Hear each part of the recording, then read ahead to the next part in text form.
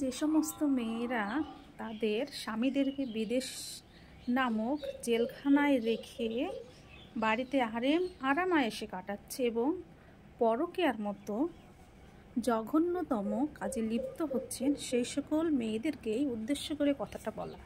সব বিবাহিত মেয়েদের কথা বলছি না, বা সব বিদেশে থাকা বউদের কথা কিন্তু আমি বলছি না। মানে কিছু কিছু মেয়েরা আছে না, যারা তাদের স্বামীদেরকে বিদেশে রাখে, বাড়িতে আরামায়েশে দিন কাটায় এবং পরকীয়া নামক জঘন্যতম অপরাধে লিপ্ত হয়, তাদের কথা বলছি।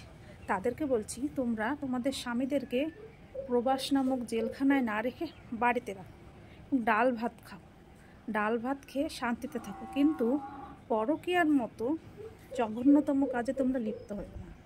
এই কাজটা যে এত পরিমাণে পাপ কাজ, সেটা তোমরা সেটা বলেও বোঝানো যাবে না।